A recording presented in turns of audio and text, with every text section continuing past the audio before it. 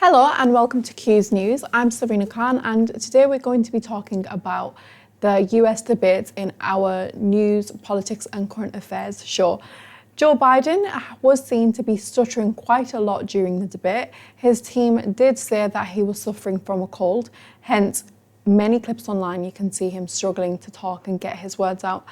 It was a very heated debate between Trump and Biden. Biden was really furious with Trump when Trump spoke about his son. Not only that, Trump did also get offended, you could see, when Biden decided to speak about his intimate and personal life. And also Trump made a very big claim saying that all of the issues within Russia was made up. Not only that, Trump did go ahead and say that Biden had actually been the cause of why America is at one of the biggest inflations that they've ever had before.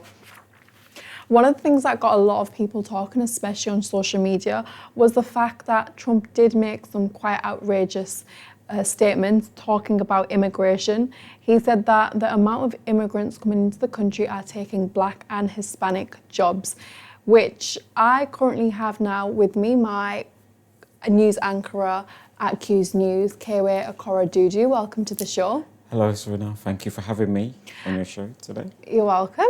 As you know, throughout the debate, it was very heated. I did want to kind of digress a little bit into the statement that he made between jobs, the current climate, especially coming from an ethnic minority background yourself. From a person of colour, how would you describe how you felt when you heard Trump make those remarks?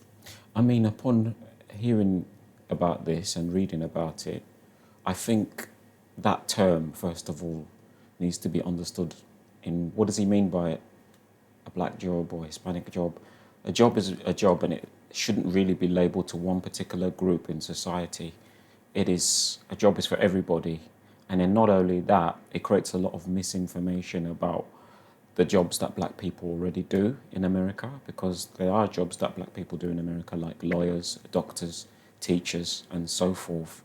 So for him to say that immigrants are coming in to take Black jobs in America, it does not actually quite make sense, because what is actually a Black job? What is an Hispanic job? A job is a job, and whoever's qualified to do it will do it.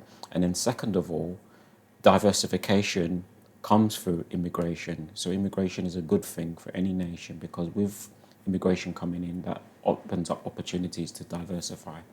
So that's what I think in regards to his comments about that. Yeah, would you say you listened to those thoughts and came across that you found that offensive? Would you say that was offensive towards, when you were listening to it as a Black person yourself, did you find it offensive? I think it's just uncalled for, really, to be honest. I don't really think it's needed to be said. Maybe he didn't mean it in that context when he initially said it, and maybe he meant to put it in another way. But I think it just doesn't make sense for him to actually say Black job or Hispanic job. A job is for everybody, and it's just not needed. It was uncalled for. Yeah, absolutely. And as we know with Biden, touching on him, he was seen stuttering. It did seem like he had quite health issues. It did leave a lot of people in the media that saw this to, question what is wrong with Biden. Like, he's really getting on now and things like that.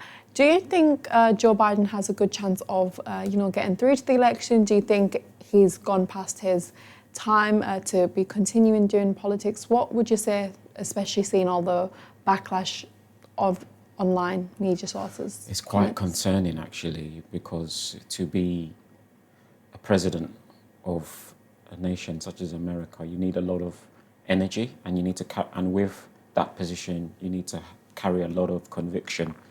And going by what people have seen with the debates, people will be concerned about whether Joe Biden can actually really continue as president when he goes back, if he gets re-elected back. They're going by the recent performances from the debates. Of course, he says that he's not giving up. He's going to keep going. He's not faltering. He just says that he's not young anymore, that he can still continue as a politician. But his ability to debate will be very, very important, because not only will it be important in terms of how he performs on a national level, what about an international level where he goes to meet other leaders he needs to have a lot of energy. He needs to carry with that a lot of conviction. So his performances in the debate will speak volumes about whether he should really continue as a leader. Thank you for sharing that. You're welcome. Also, when it comes to obviously inflation, we do know that Biden even didn't actually object to the point when Trump said that he's created inflation.